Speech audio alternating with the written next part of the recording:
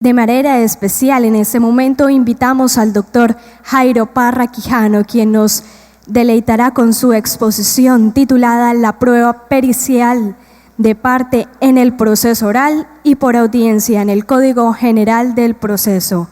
El doctor Jairo Parra es el presidente del Instituto Colombiano de Derecho Procesal. Un aplauso a él, por favor. Vamos a hablar de la prueba pericial de parte, pero previamente es importante hacer las siguientes explicaciones.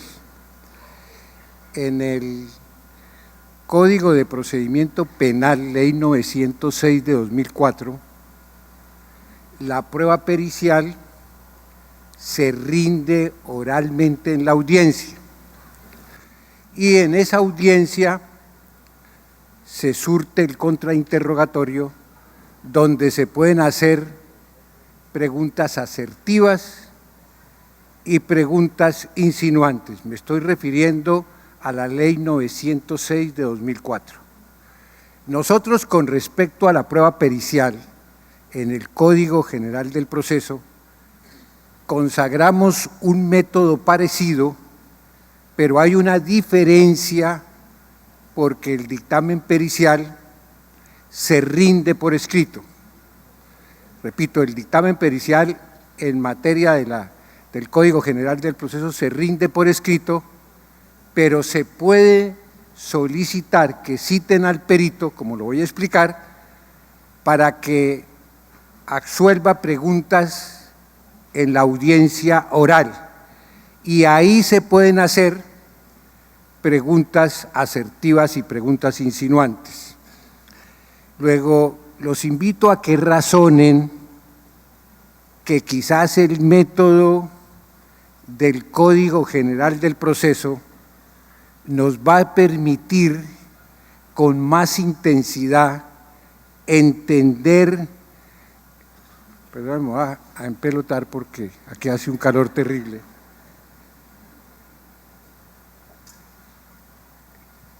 Pero les decía que como consta por escrito, pues le va a permitir al juez razonar el dictamen pericial antes de que él, si lo considera necesario, interrogue a los peritos o que las partes lo interroguen. Tiene una mayor preparación y seguramente va a entender con más intensidad el dictamen pericial como se consagró en el Código General del Proceso. Quiero que retengan eso para que pueda ser en alguna forma útil la explicación que hagamos. ¿De dónde no voy a hablar de todo por el dictamen porque es muy largo, pero tomaré los puntos que sean esenciales. ¿De dónde salen los peritos? En el Código General del Proceso. Son peritos de partes. La parte contrata su dictamen pericial y lo mismo puede hacer la otra parte. ¿Y cómo se aportan? Pues ya hemos dicho que por escrito, el demandante, como tiene la oportunidad en la demanda de solicitar pruebas, pues acompañará el dictamen pericial. El demandado, si lo quiere, puede acompañar otro dictamen con la contestación de la demanda.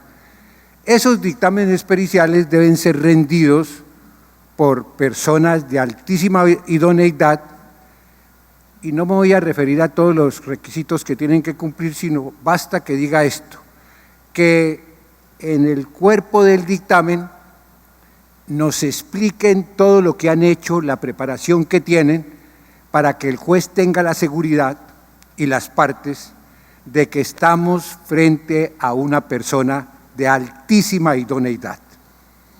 Y además, me estoy saltando casi todas esas manifestaciones, y además debe manifestar que su conceptualización corresponde a la ciencia que maneja, con el fin de demostrar que va a ser imparcial en la conceptualización que va a hacer y que solamente lo hace abastecido por la formación técnica, científica que pueda tener el perito.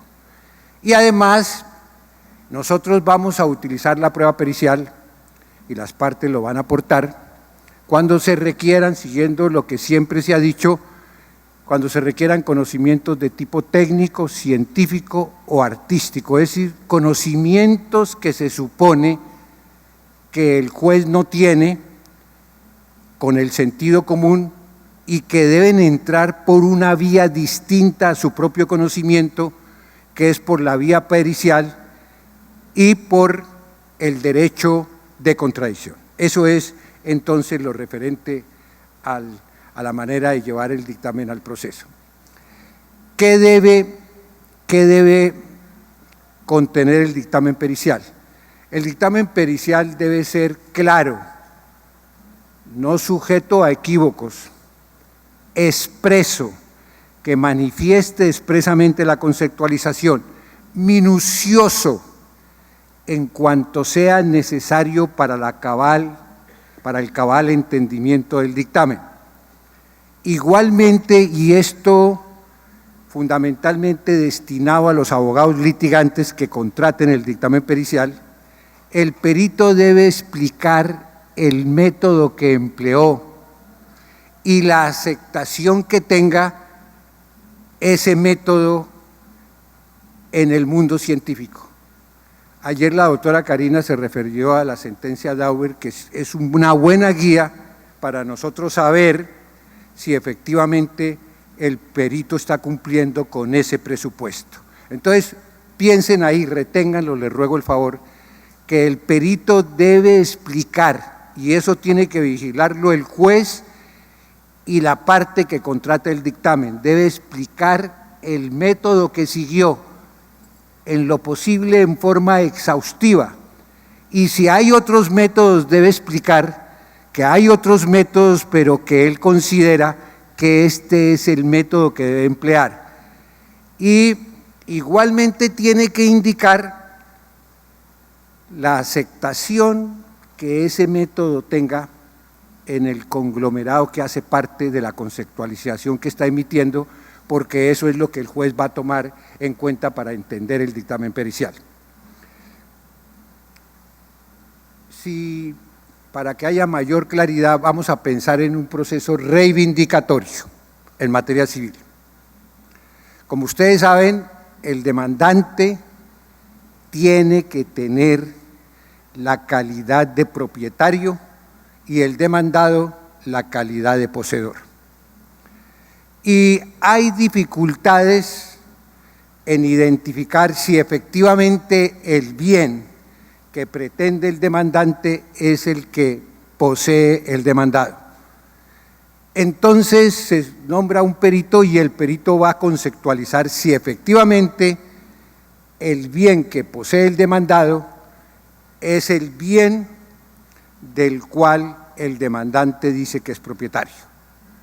Y efectivamente el perito dice que el bien que posee el demandado es el bien que pretende el demandante y que identificó el inmueble por un estudio minucioso que hizo de los títulos y los va relatando, por un estudio minucioso de los folios de matrícula, porque hizo cuidadosamente un levantamiento planimétrico de los inmuebles e igualmente ubicó una sequía, un pozo que queda fuera de la construcción y a partir de proyecciones planimétricas y de los linderos de los otros inmuebles puede afirmar que parte de la urbanización que construyeron los demandados hacen parte del inmueble que pretende el demandante. Y eso es lo que el juez tiene en cuenta. Ese es el criterio orientador del juez, que con su sentido común y teniendo en cuenta la explicación que se ha hecho, pues puede llegar a la conclusión en la sentencia que lo que pretendía el demandante es efectivamente lo que tiene en su poder el demandado. Con esta otra ventaja, que cuando conceptualizó por escrito puede ser citado para ser interrogado, en este caso por la parte demandada. Luego el juez tendrá la seguridad que no solamente el método que se empleó es el adecuado, sino que se surtió en forma adecuada el principio de contradicción, permitiéndole a la otra parte que interrogara al perito. Por ejemplo, en este proceso se le hizo una pregunta, dijo, ¿por qué razón, perito, cuando se hizo la inspección judicial no se identificó el inmueble? Dijo, porque la sequía que permitía hacer las mediciones estaban fuera de la construcción, y a partir de esa sequía y haciendo las proyecciones que he explicado, se puede, sin lugar a dudas, identificar el inmueble. Eso es entendible por las partes, entendible por el juez. Entonces, la característica fundamental para que el juez se pueda orientar y para que las partes entiendan qué fue lo que hizo el perito es el método que empleó y la aceptación que tenga el método que empleó el perito. En segundo lugar, algo que es significativo, los abogados siempre me han preguntado en las conferencias que nosotros abolimos la objeción al dictamen pericial, porque como el código dice, el Código General, que bajo ningún aspecto se tramitará objeción al dictamen pericial. Eso quiere decir que no se puede objetar el dictamen pericial en absoluto. Como lo explicaré ahora más adelante, pues no hay un trámite especial, no hay, como dirían las señoras, un entresacado, sino que en la audiencia, cuando se esté interrogando al perito, pues se va construyendo razonablemente, en forma razonada, el error en que incurrió el perito. No necesita un trámite especial o un entresacado, porque ustedes entienden que cuando estamos frente a la oralidad, pues hay que concentrar todos los actos procesales en lo posible, porque si se dispersan, esa no es oralidad sino escritura. La escritura, por razón de la demora que se justifica en la escritura, pues se hacen entresacados, porque si no, nunca terminaría el proceso escrito. De por sí que alonga en demasiado la duración, pues nunca terminaría. En cambio, aquí lo concentramos. Y voy a hacer una referencia muy pequeña de la concentración, que ayer se habló de la inmediación, etcétera, pero no se aterrizó porque no era el tema de la concentración. Y voy a hacer dos citas chirriquiticas. ¿Qué es lo que se persigue con la concentración? Consentir la memoria, consentir la memoria.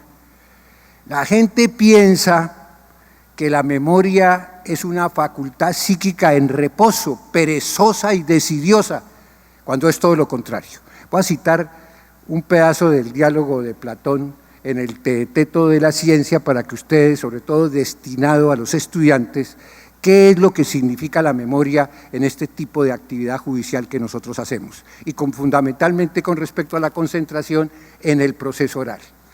Dice Platón, hablando como siempre con sus estudiantes, para seguir la discusión, séame permitido que ustedes me acepten que en todos nosotros hay una cera que ofrecemos a las sensaciones. Fíjese, que ofrecemos, no es que la sensación nos busque, que ofrecemos a las sensaciones, en unos más abundante, en otros menos abundante, en algunos más dura, en otros más blanda, y que participa en algunos de las dos características. Y viene la clave, es un don de la diosa Mnemosine, y de todo lo que queremos recordar viene como señal de anillo a fijarse en esa cera, y lo que allá quede fijado no se olvidará jamás. Y cito a Freud en un artículo que se llama Ese blond maravilloso, y encontramos lo mismo. Voy a decir una sola cosa muy pequeña. Dice Freud, hemos supuesto que desde el interior son constantemente enviadas cargas de energía psíquica a los órganos receptores. Y mientras persista la carga, se percibe con conciencia. De tal manera que la concentración supone que el juez coloque su aparato sensoperceptivo bajo el yugo de la atención, dispuesto a captar todo lo que suceda en la audiencia. Por eso la objeción por error grave tomará cuerpo, una costura racional durante la audiencia oral y no necesita un entresacado. Y como afirmación final, generalmente los procesos escritos son dispersos, en cambio los procesos orales tienen que ser necesariamente concentrados para que se cumpla la función de la memoria y se pueda colocar el aparato sensoperceptivo bajo el yugo de la atención, de tal manera que el juez no se distraiga. Contradicción del dictamen pericial. Nosotros estamos acostumbrados a la pereza y decimos contradicción. Contradicción no es contradicción, sino contradicción es participar en la formación de la prueba. La prueba no es unilateralidad, eso no es nada. La prueba es fundamentalmente contradicción. Por eso el Código General del Proceso ha previsto lo siguiente. Si yo presento el dictamen pericial, yo soy, por ejemplo, el demandante, el demandado puede solicitarle al juez que cite al perito para interrogarlo. O puede hacer ambas cosas, presentar otro dictamen pericial y solicitar que se cite al perito para interrogarlo. Y fíjese que con base en lo que su perito, por hablar en términos de propiedad, le informa, él va construyendo las preguntas que le va a hacer al otro perito. Y además se ha recuperado algo que es muy importante. El juez en la audiencia, como se dice metafóricamente, en mangas de camisa, puede decirle al perito, mire perito, yo no entiendo esto, explíquemelo, razónemelo aquí frente a las partes, no escondido, sino cuéntemelo aquí, y lo va construyendo, porque esa es la importancia de la prueba pericial y el ejercicio del derecho de contradicción, que no es como uno cree algo pasivo, sino la contradicción es la formación esencial de la prueba, participar en el momento en que la prueba se está formando. El interrogatorio al perito. ¿Cómo se hace el interrogatorio al perito? Aquí voy a hacer copietas, panderetas, calzoncillos de bayeta. Voy a utilizar el libro que citó el profesor Toscano, El arte de la duda, de Granfilio. Voy a citarlo, que ustedes lo encuentran en las librerías en Bogotá, el libro El arte de la duda, que recomiendo que lo lean. Entonces, en la prueba pericial del Código General del Proceso, se pueden hacer por la parte que no aportó el dictamen, es decir, por la otra parte. Por ejemplo, el demandante presentó el dictamen pericial y se supone que como es de parte, pues va a servir de sustento a las pretensiones o aparte de las pretensiones de la demanda. Yo no voy a presentar un dictamen pericial que dice lo contrario a lo que yo voy a sostener en mis pretensiones. Luego, por eso se llama peritazgo de parte, porque va a servir de sustento a mis pretensiones total o parcialmente. De tal manera que la otra parte puede solicitar que se cite al perito a la audiencia para interrogarlo. Y aquí se permite que se puedan hacer preguntas asertivas o preguntas insinuantes. La máxima expresión del ejercicio de la dialéctica es la posibilidad de que se puedan hacer preguntas asertivas o preguntas insinuantes. El perito responde y prácticamente ahí se está completando el dictamen pericial que hizo por escrito, y entonces la pregunta asertiva e insinuante permite, y quiero que no lo olviden, permite someter a criterios de falsación la prueba en el momento en que se está formando, para saber si la verdad que está surgiendo de la prueba pericial resiste ese test de falsación, y llegamos nosotros a la conclusión de que esas verdades probablemente son ciertas, o por lo menos que tienen visos de verdad. La probabilidad es una especie de la posibilidad que se basa en razones serias y estables, de tal manera que así se puede pensar en someter a criterios de falsación. Ahora, la contradicción, como lo he dicho, es fundamentalmente crítica. ¿Qué quiere decir crítica? Que se adelanta una hipótesis y la otra parte adelanta otra hipótesis en contra, y se supone que de ese encuentro de contradicciones, de hipótesis contrarias, va a surgir la verdad. Igualmente, al permitir que se hagan preguntas insinuantes o preguntas asertivas en el contrainterrogatorio, esto permite que los peritos o el perito que tiene un preconcepto, porque por eso rindió el dictamen, con ese tipo de preguntas podamos interrogarlo con libertad y sacarlo de esos preconceptos formados y poderlo someterlo a la crítica.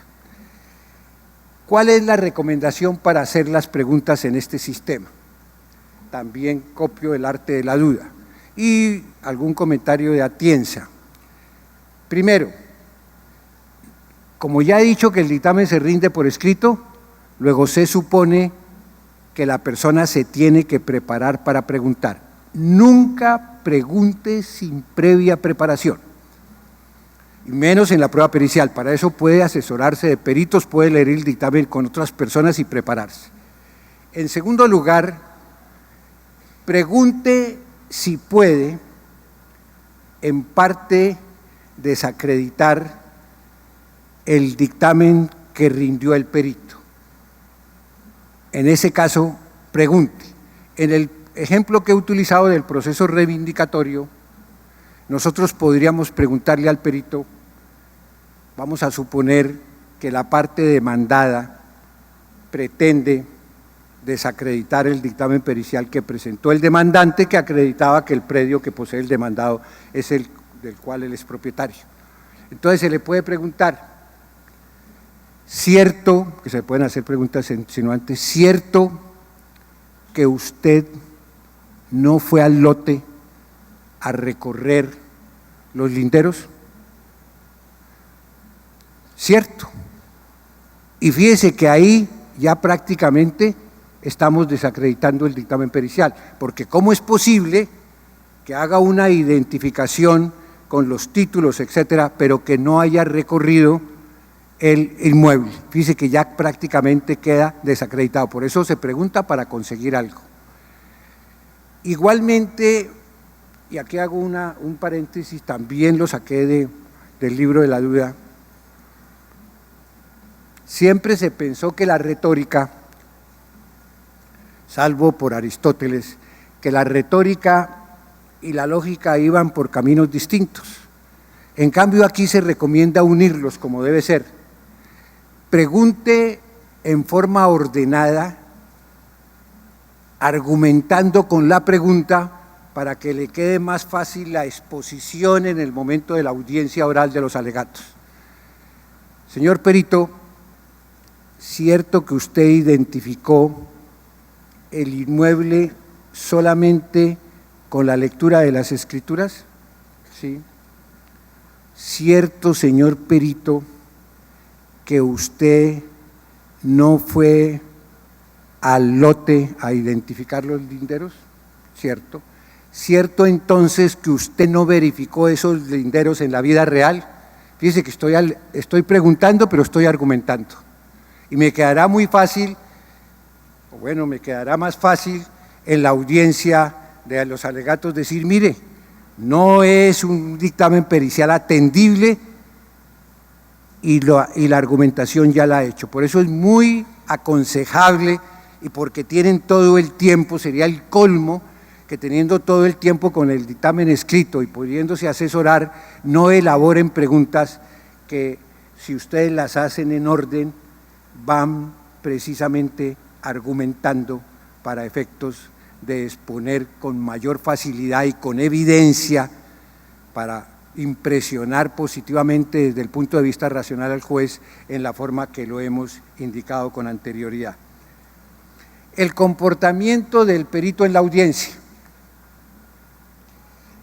Eso de que también se dice en el testimonio que el testigo se puso rojo, que el testigo lloró, eso son pendejadas. Nosotros no somos psiquiatras ni psicólogos.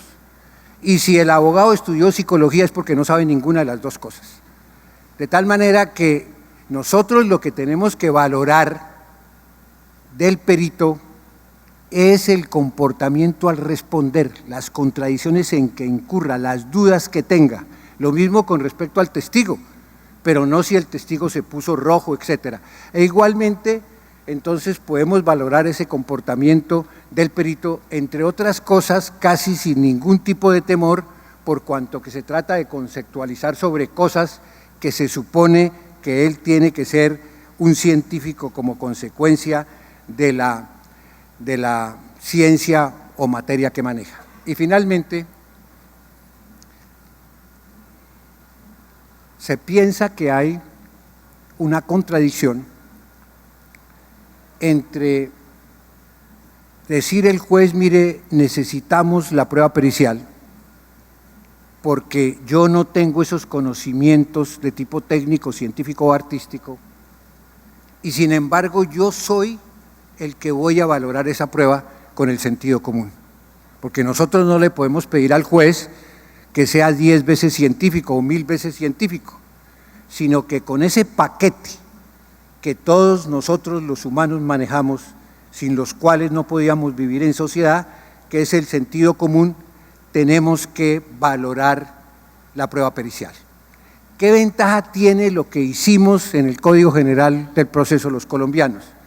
Pues primero que se rinde por escrito, que se puede consultar, que se puede estudiar, que el juez puede tener todo el tiempo para reflexionar. Piensen ustedes que se presentó con la demanda, hoy decía el profesor Marco Antonio Álvarez, el juez tiene que tener interiorizada la demanda, tiene que leerla, rumiarla, y lo mismo la contestación de la demanda para que pueda ir elaborando a lo largo de los interrogatorios, a lo largo del proceso, la sentencia que va a dictar. Porque la gente dice que cuando tiene que pronunciar la sentencia es que improvisa, en absoluto, cuando improvisa es cuando en unos mamotretos escritos que él no ha participado, elabora una sentencia. Aquí la tiene que ir elaborando siempre y cuando que haya interiorizado la demanda y la contestación. Luego, el juez está bien preparado para entender y le puede preguntar a los peritos si el método que se empleó, que es la brújula que le sirve al juez para atender o no el dictamen pericial, entonces podríamos decir, y copio a los españoles que dicen lo siguiente: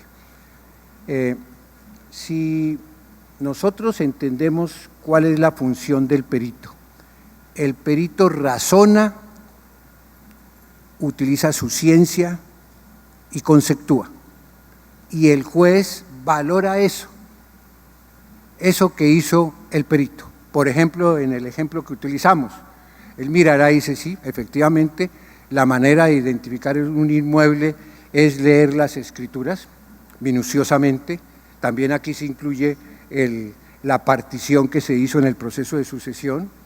Igualmente, leer los folios de matrícula inmobiliaria, mirar, y se le ha podido preguntar eso al perito, los levantamientos planimétricos, igualmente las mediciones que hizo, igualmente eso de la sequía, ¿qué significaba? Que él se ubicó ahí para identificar el inmueble y decir, mire, efectivamente en el inmueble se ha construido una urbanización en parte de él, eso lo puede entender el juez y puede preguntarlo. Entonces es muy distinto el raciocinio que hace el juez al que hace el perito.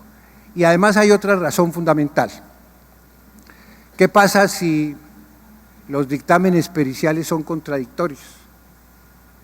Si nosotros estableciéramos tarifa legal, ¿qué pasaría si son contradictorios? Un perito dice una cosa y el otro otra. De tal manera que por eso tenemos que entender que el juez, con el sentido común y con las preguntas, etcétera, puede perfectamente dictar la sentencia utilizando el dictamen pericial, porque el raciocinio del perito es distinto y el raciocinio del juez es distinto. Y finalmente una cosa que es muy vieja, en el sentido de que siempre se nos expuso por parte de Vittorio Denti, italiano, que El juez, que es la encarnación de la justicia, que es una de las manifestaciones más importantes de la democracia, no puede renunciar a utilizar el sentido común dentro de la valoración de la prueba. Porque si caemos en la tentación de tomar las pruebas, como lo dice el científico, sin ningún tipo de digestión, corremos el riesgo de convertir el proceso en una suerte de laboratorio ajeno a los valores, a las inquietudes, a la cultura de los pueblos. La justicia debe ser dispensada por el juez hombre y no por los peritos, porque si no, en ese caso, sería preferible que los peritos pronunciaran la sentencia. Por esa razón, a eso no podemos renunciar. Conclusión, creemos, porque falta que lo miremos en la vida real, que el dictamen pericial nos quedó regulado a los colombianos en una forma que hace pensar que nadie podrá reclamar que el juez, cuando llega a dictar la sentencia, pues ha tenido que improvisar, porque hay toda una digestión del dictamen pericial a lo largo del proceso. Esperemos, porque las normas jurídicas y las instituciones muestran su bondad si prácticamente funcionan, y podemos nosotros algún día tener una justicia de más calidad, pronta y eficaz, que quite la tentación a los ciudadanos colombianos de hacerse justicia por mano propia o de enconarse con la sentencia que se dictó, que es de peores consecuencias que el propio instinto de hacerse justicia por mano propia, para que tengamos en Colombia paz. Muchas gracias.